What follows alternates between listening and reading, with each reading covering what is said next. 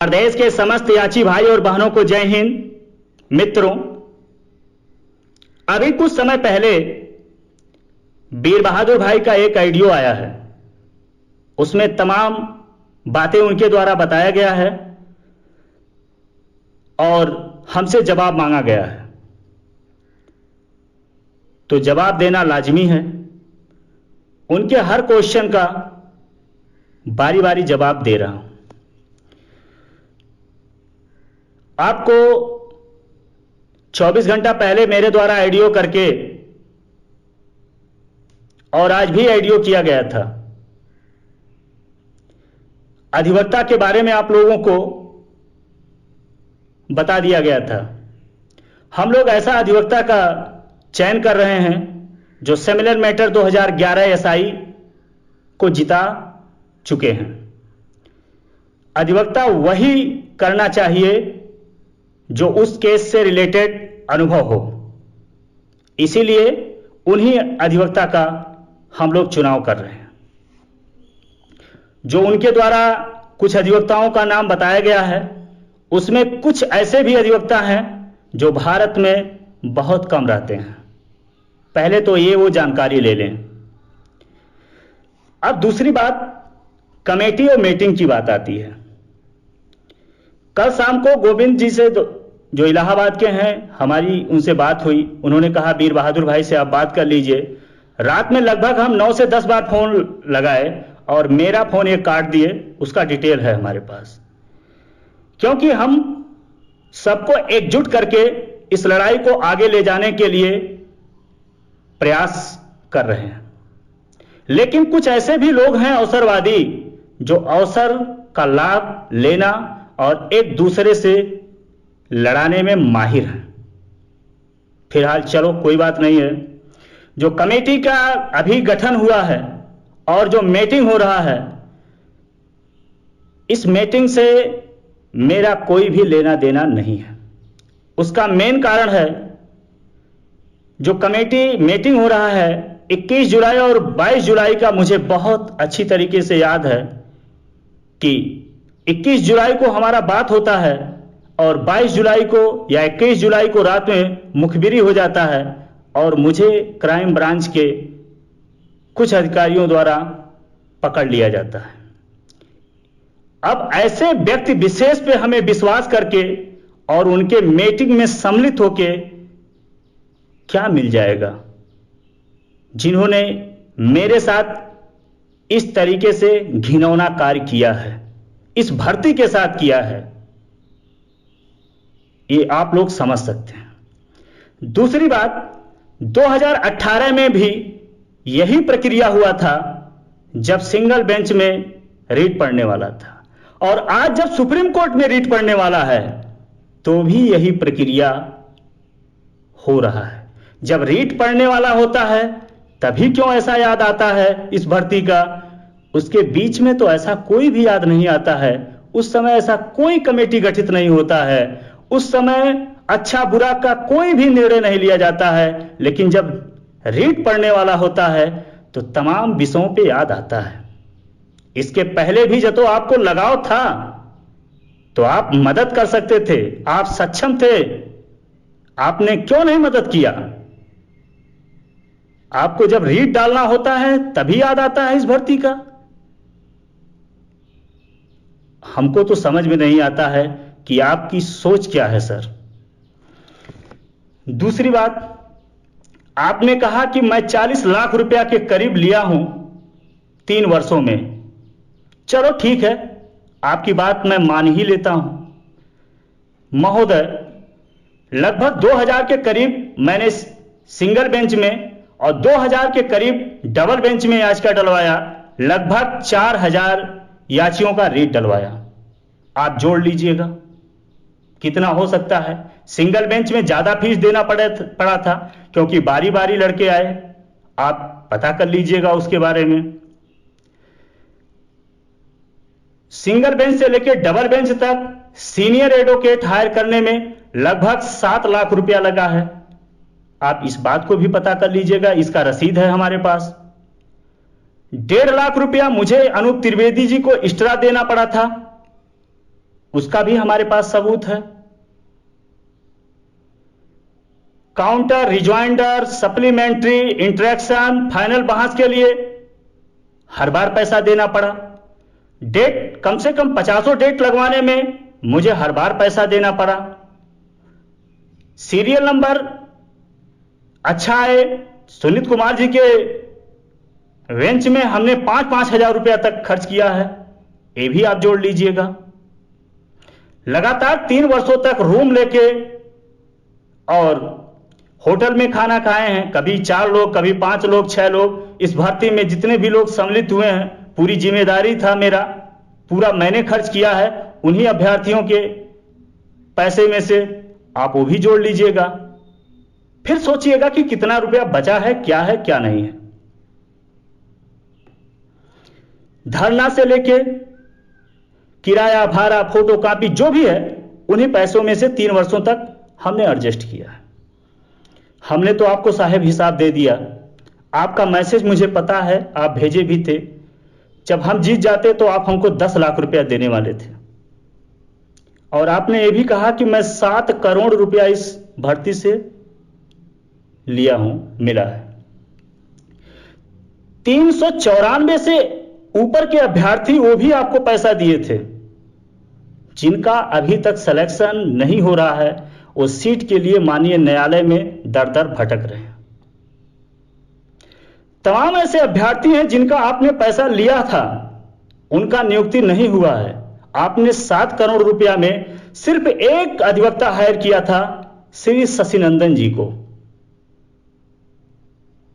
मेरे भाई, आपने 7 करोड़ क्या किया क्या नहीं किया, हम आपसे हिसाब तो नहीं मांग सकते हैं, आप हमसे जरूर मांग सकते हैं, लेकिन मैं ये चाहता हूं कि तमाम ऐसे गरीब लड़के हैं जो 3 सालों से बहुत परेशान हैं। आप इनाम में 10 लाख रुपया खर्च कर रहे हैं, आप 7 करोड़ इस भर्ती से लिए हैं, एक भी पेटिशनर पैसा ना दे, आप जो भी लगे 10 लाख 20 लाख सुप्रीम कोर्ट में, आपसे मेरा यही निवेदन है हाथ जोड़ के, आप वो 20 लाख रुपया का योगदान कर दें। तमाम हमारे याची भाई बहन बंधु गरीब भाइयों का, जो निचले तबके से रहते हैं, उनका उद्धार हो जाए। मैं वादा करता हूं, मुझसे स्टाम्प पे लिखवा लीजिए, जो भी अभ्यर्थी नौकरी पाएगा वो आपको 3-3 हजार रुपया देगा, कम से कम 1 करोड़ रुपया आप पा जाओगे। आप 10-20 लाख खर्च कर दीजिए और आप सक्षम हैं, आपके पास, आपने कबूला भी है, 7 करोड़ रुपया आपने लिया था, और हमें पूर्ण विश्वास है कि आप मदद करोगे गरीब भाइयों को, ये पैसा दोगे। आप जीटीसी पे जाने से पहले जरूर मदद करोगे, क्योंकि 1 महीने के अंदर आप हो सकता है चले भी जाएं, क्योंकि ये गरीब भाइयों का मामला है, याचिका पढ़ना है और लड़ाई लड़ना है। तो आप कम से कम 10 से 20 लाख जो भी लगे, उस 7 करोड़ में से उन अभ्यर्थियों का भी आपने पैसा लिया है जो आज न्यायालय में भटक रहे हैं, कम से कम उनका तो आप मदद कर दीजिए साहब। चलिए, तीसरी बात जो मुख्य याची की आपने कहा है, मैं पहले ही आईडियो करके अवगत करा दिया हूं कि मुख्य याची 2 विषय पे हटाए जा सकते हैं। पहली बात तो मुख्य याची हटाने में लाभ होना चाहिए और दिखना चाहिए। वो तभी संभव है कि जब सिमिलर नंबर जो कट ऑफ बना है उस योग्य के मुख्य याची बने।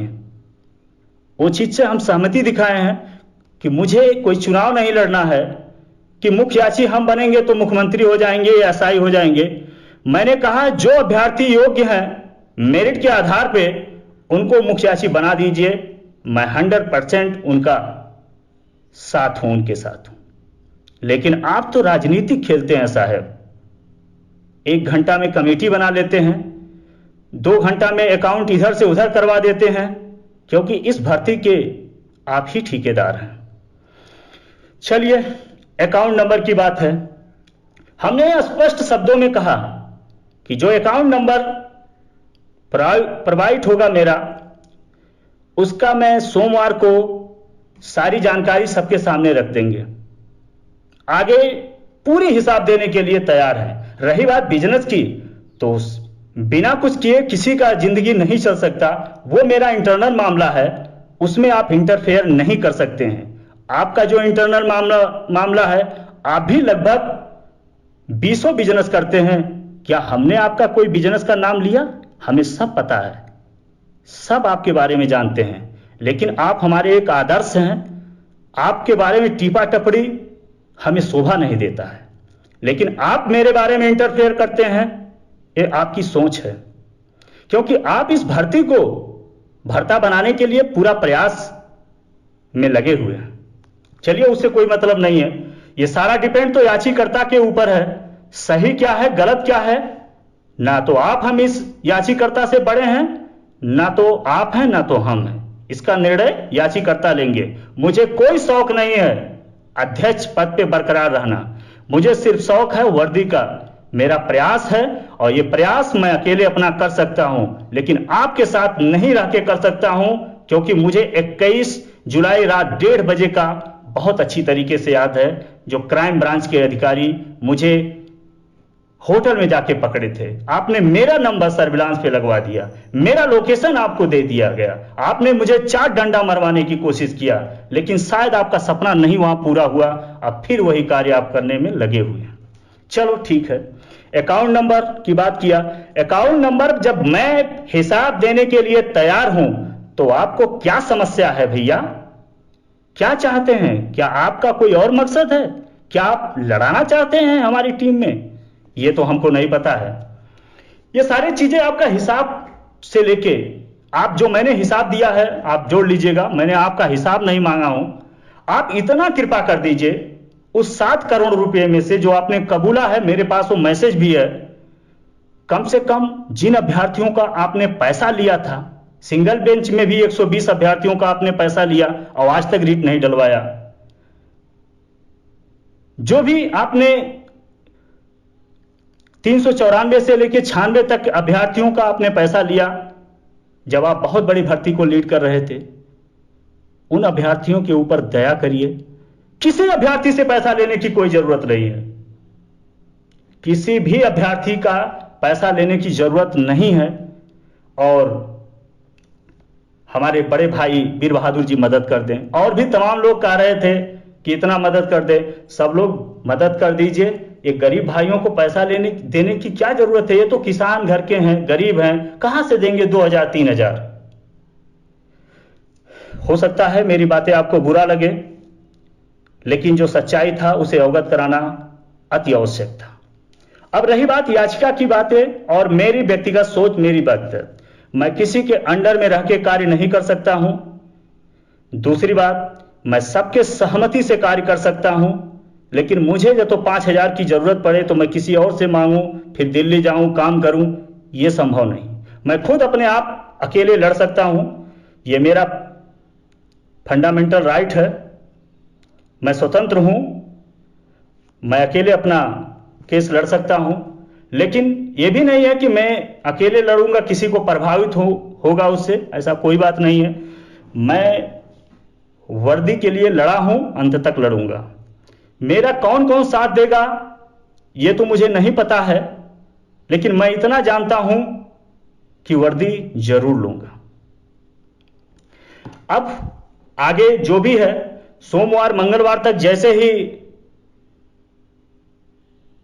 जजमेंट ओपन होता है, मैं अपने अधिवक्ताओं से राय लेके आपको तुरंत अवगत कराऊंगा।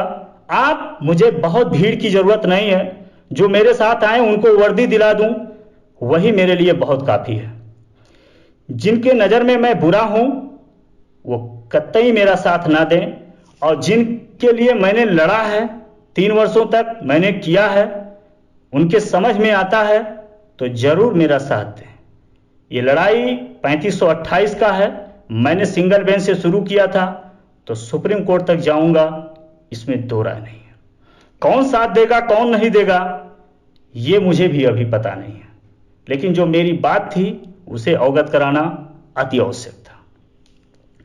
अब रही बात, तमाम ऐसे याचिकाकर्ता हैं जिनके घर पैसा नहीं है, बहुत परेशान हैं, उनका नाम कैसे जुड़ेगा, ये तमाम सवाल है। मित्रों, आप भी ना परेशान रहिए, आपके लिए भी आईए का विकल्प है, जिसमें पैसा बहुत कम लगेगा और आपका नाम जुड़ भी जाएगा सुप्रीम कोर्ट में। सीनियर अधिवक्ता में आप मदद करिएगा हायर करने में, बाकी मैं सुप्रीम कोर्ट के अधिवक्ताओं के संपर्क में है, कम से कम काम कराने में पूरी कोशिश करूंगा। आईए के थ्रू बहुत कम पैसा लगेगा नाम जोड़ने में, जो आने वाले 1 से 2 दिन में आपको बता दूंगा। रीट पढ़ते समय सिर्फ आपका नाम जोड़ने का पैसा लिया जाएगा।